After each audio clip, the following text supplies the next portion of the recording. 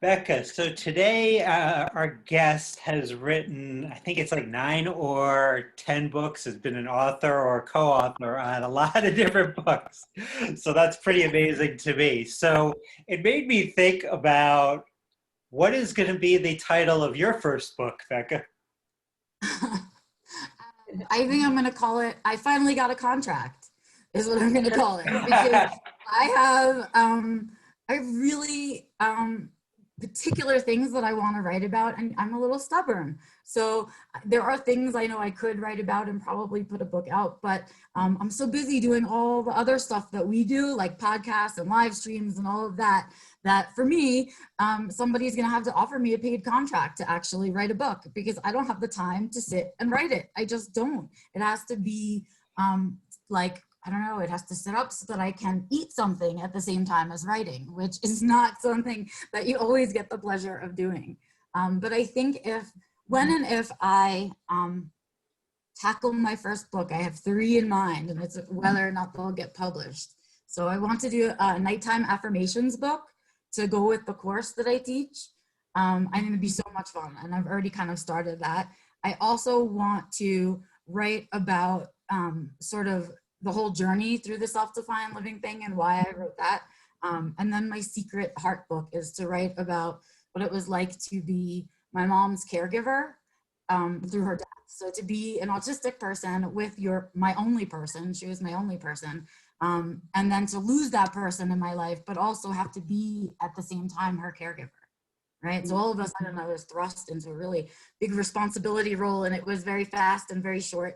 And I don't think that a lot of our parents out there think about the fact that their children will one day be their caregivers, and what they need to be teaching their kids in terms of how to be a caregiver, and that kind of thing. So, but that's just my crap. What are you going to write about it? I'm sure your stuff was probably far more entertaining than mine. No, you had a way better answer than I do. I'm not sure. It probably would be something relating to storytelling. Something kind of along those lines. So I think that's one of the reasons I love podcasts. I've always loved TV series and movies before that. So probably some type of storytelling regarding the lives of autistics. It would probably be something geared towards that. Cool. Yeah, so it's very, very. Fiction or not fiction? Like fiction storytelling? Oh, I don't know. Probably fiction. Probably fiction storytelling in regards I to think that. that's awesome, because you've heard me say it before when we have other writers on. I wish I could write fiction. It's really, really hard for me. Hard for Yenn, sure, because your books too are also very serious. So I end up writing a lot of serious things, but I'm not a very serious person. So it's really weird. Well, anyway, I am excited for the guest that we have with us today. I have known Yenn for quite some time now. We have co-authored a book, in fact, together. We both worked on Spectrum Women. And I also am envious of the amount of books that Yenn has written because it is unbelievable. But again, that's your special interest and your strength. So I'm excited to hear all about that and all of your other side interests as well. So please welcome Yenn all the way from Australia. Doug and I are ending our day and Yenn is waking up. And so we are here talking autism. It's 7:05 in the morning here. Very early to me. Well, where did you? I actually, you know, when. Sorry? Go ahead. Yes, I woke up at 5:30, and because I had to get up early, I thought, well, I might as well get up now. So I've been up since 5:30. I've had my breakfast, I've got dressed. We weren't going to do pajamas, so that's good. I wasn't sure if this was video or audio, but I thought probably getting dressed would be a good idea. And yes, my passion and interest is autism advocacy. So that's been my passion and interest for about 10 years. And it's why I do all the things I do. People say, you do 2 full-time jobs worth, you know, you really do work hard. But for me, it's not work. I mean, sometimes it's a bit of a chore, but most of the things I do, I'm really passionate about and I care about, and it sparks joy. You know, it's something, when someone says to me, would you like to write a book with me? I'm always going to say yes, depending on what the book is. I've had some shockers in the past. I had somebody sent me this thing that was really ableist and anti-autistic and just horrific. And I wrote back and I said, look, I can't promote this. I was very polite. I said, it doesn't align with my thinking on the subject. And what I meant was, oh my gosh, this is horrible. But yes, I do have 9 published books. I can talk about them. The first one's an autobiography. The second one's a book on employment for autistic teens to get them ready for the workforce. The third one is the Guide to Good Mental Health on the Autism Spectrum, which is exactly what it sounds like. Then there's 2 books on resilience for parents. There's a self-published poetry book. There's a book for kids called the Awesome Autistic Go-To Guide, which is all about self-knowledge and empowerment for autistic kids, and that's the bestseller. We sold thousands of those. The other one is Women on the Spectrum, not Spectrum Women, although I did contribute to that, but this one is called Women on the Spectrum, and I wrote that with Dr. Emma Goodall, who is awesome. And then I've got one that just came out last month, which is called The Autistic Trans Guide to Life, and that's with co-author Yenn Lawson, who's Yenn Lawson is awesome. He's a wonderful autistic trans activist who's been around for longer than me, and I've been around for a long time. So yes, that's my paper children. Amazing to me. I as a writer, I look at it, and every time another book is coming out, I'm like, how do they have the time to do this? Where do the spoons come from? And I envy it. So one day I will get there, that I will be able to set the time aside, because I know you do a lot of that. You like, there's time that you know you're going to be writing, and you sit and you write, and I don't do that well. Yeah. I find it has to be a practice, like it actually has to be like a job, because if you just do it when you feel like it, you'll never do it.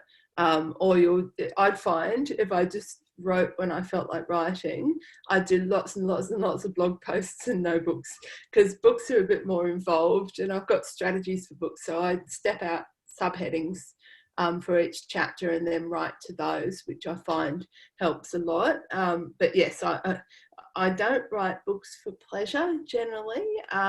I write them for the end result, which is the book. Whereas blogs, I could sit and write a blog every day. I really could, and sometimes I do. The only thing that limits me is I don't want to be posting them on everyone's group every day, because people get really annoyed with me and say, stop posting your blogs on our group. So I try to limit myself to 1 a week. But I failed last week. I had 3 of the silly things, but yeah. And Yenn, why was it important to you to, or where did the idea come from to write the Autistic Trans Guide to Life? So we were writing, Tanya Masterman and me were writing the Awesome Autistic Go-To Guide for kids. We got into it and we thought we should put something about gender diversity in there. So we put something about gender diversity in there, and we thought, well, we can't make the whole book about gender diversity, but it's a really important topic. So I thought maybe there's room for another book. So I contacted the publisher and I said, you know, would you be interested in a book on gender diversity for autistic people? And they said, oh, we'd love one for adults. And so I thought, well, I can write that, but I'm not going to do it as well by myself as if I had a co-author. And so I contacted Yenn and said, Yenn, you know, would you like to co-author this book with me? And he said, oh, yes, please. So that's how that one happened. We actually have one that I'm supposed to be writing at the moment, which is called, I can't remember what it's called, but it's basically the Trans Autistic Guide to Life for teens. So for transgender autistic teens. And so we're writing that at the moment. My co-author is the wonderful Sam Rose, who works with the ICANN network and is an autistic and queer young person. I figured if I was going to be writing for young people, I probably needed a young person on the team, because I'm not young, I'm nearly 47. So my understanding of all things youth is not so good. So Sam and I are writing that, and that's on my list for this weekend to get into, because I got a bit distracted with that. But yeah, so that's where that idea came from. And of course, oh, you see I've got the trans flag behind me. I think it's my default background on Zoom. So autistic people are considerably more likely to be trans and gender divergent than the rest of the population. particularly for young people, but also for older people like me. I'm non-binary, so I've identified as non-binary since 2018. I changed my name in 2019. Love the Yenn. It's a good name. Everyone loves my Yenn name. I made it up. It's good. Yeah, so that's where all that comes from. That's my interest in that space. I love it. We have so few resources for that portion of our community, especially resources from us for them. You know what I mean? So few autistic. I can't wait. I've been recommending it all over the place because every time somebody mentions it, I'm like, new book out, new book, because we don't have our voices in there all the time. I really appreciate that. Thank you.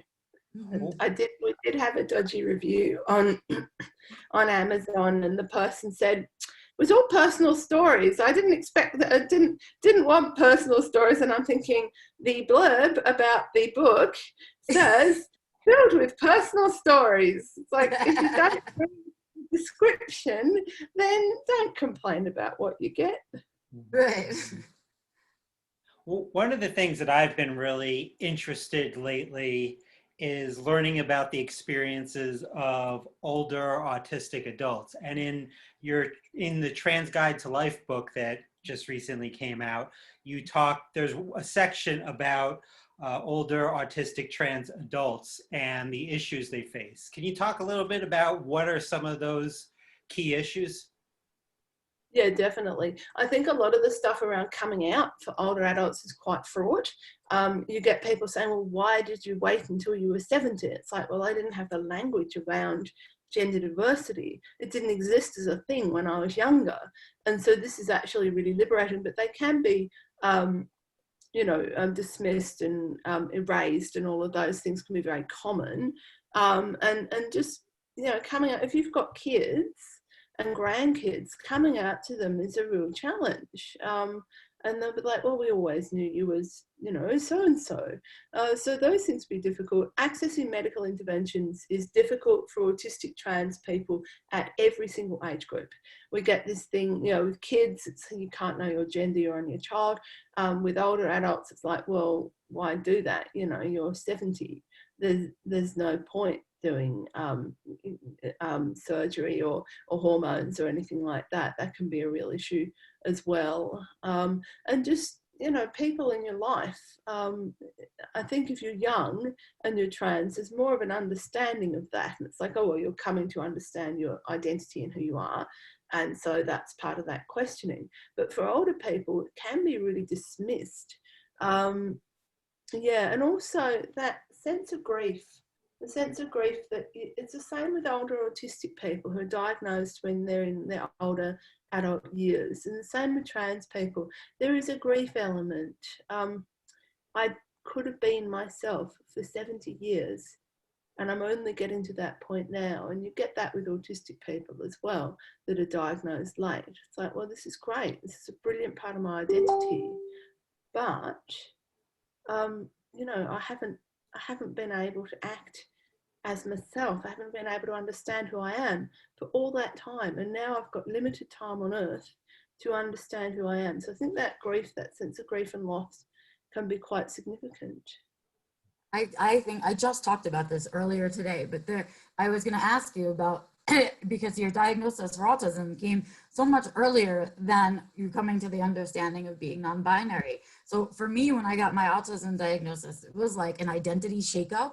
Like it took the way that I saw myself and totally changed the way that I saw myself getting that diagnosis. So when you went through it a second time, right, with becoming non-binary, was it really similar for you also? Did you, because I remember that grieving of like, I can't get those years back.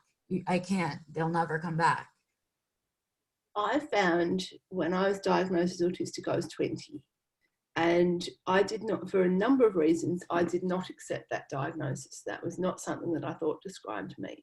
And it took me a further 7 years to accept my autism diagnosis. So it was a very different process to coming out as non-binary. So my process of coming out was I started talking to some autistic and trans friends, and we got talking about gender. And I remember one of them saying, you shaved your head when you were in high school and you always had, you know, men's clothes. And I hadn't thought of that. And I thought, yeah, actually, that's true. And then I started piecing together my history and thinking, gee, it's kind of glaringly obvious that I'm transgender. And I came to this, a light bulb moment. I'm like, oh, right, I'm non-binary, I'm trans, okay. And it was a huge liberation. I remember I went to the hairdresser and got this pixie cut and absolutely loved it. And I took a photo and I went, look at me with my non-binary haircut. And it was, I mean, hair doesn't define your gender, of course, but for me, it was part of my identity and part of my expression was around this. And so it was an absolute liberation. I remember wandering around every day thinking, yay. And when I found, so I wanted to change my name because my dead name is very female gendered. It ends in E-double-T-E, so it's very female gendered name. And I'd never liked my dead name. I never thought it defined me. I always thought it was like an old coat that was too big and uncomfortable, but you didn't have another coat, so you sort of had to wear it. And so I tried to think of a new name. I kept coming in my mind with all these things and none of them worked. And I thought, okay, I need to actually leave it to my subconscious. I need to leave my name to my subconscious and it will come up with something. I was confident of this. And about 5 months later, I was at work and suddenly Yenn came into my brain and I wrote it down, Y-E-N-N-E. And I thought, no. And I took off the E at the end and I'm like, yes, that's my name.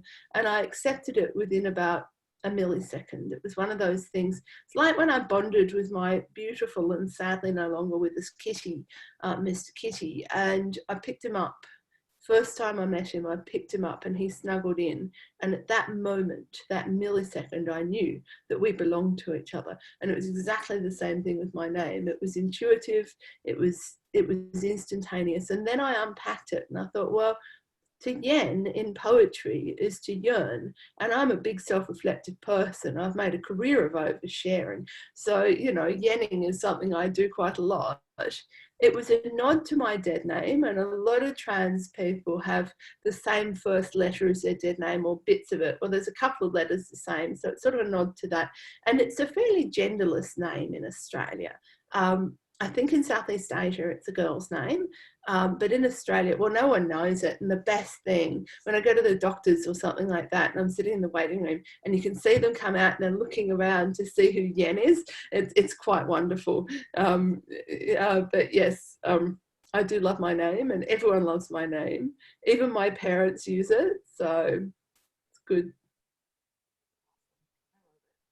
Now, shifting topics completely, when I was preparing to talk with you, I learned, I don't know if it still is a special interest of yours, Yenn, but at one point of your life, fungi was a love of yours. What? When I was a kid. What did you love about fungi? I can't remember because it was when I was about 5. But I remember, I'm now 46, so it was some time ago, but I do remember going for walks in the forest in England and seeing all the fungi, and I could name them. But the lovely thing about that passion, my mum's autistic too. She has a diagnosis. And she is now passionate about fungi because I sparked off that passion for her. So it's very nice. So autistics can share our passions, apparently. But yes, I don't remember much of it. I do remember going for walks and going, oh, that's a boletus and that's a fly agaric and stuff like that. But yeah, I haven't been interested in fungi for some time. And I don't like eating mushrooms.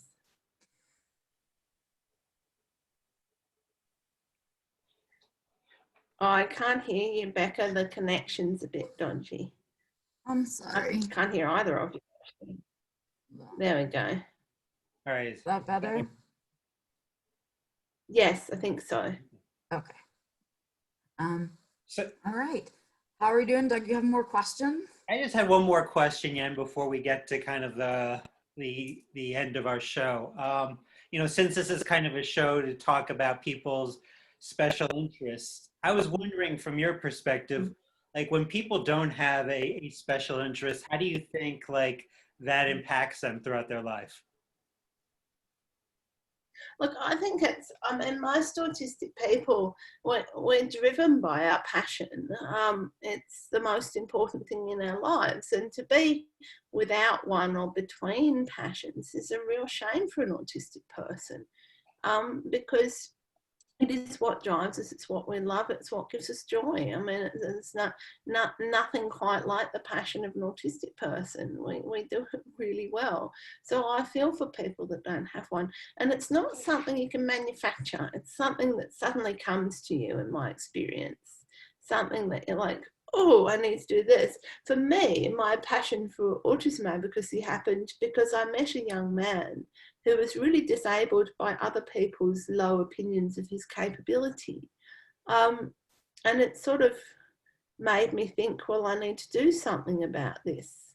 And I suddenly got very passionate about supporting autistic people to be proud of who we are and to, you know, focus on our strengths and positives and not our deficits and weaknesses. And within a very short period of time, I was totally driven, totally driven by this. But yeah, not having a passion. I didn't have a passion for a while before that. I didn't really have a passion for several years. I joined the public service in 2007, and that was a passion for a few years. But it sort of tapered off, and it was dreadful not having a passion. And plus I had some mental health issues at the time, so that sort of compounded it. But being without a passion is a very sad thing for us. And yeah, I mean, and as I say, I don't think you can manufacture one. I don't think it's possible to say, oh, I'd like to do this.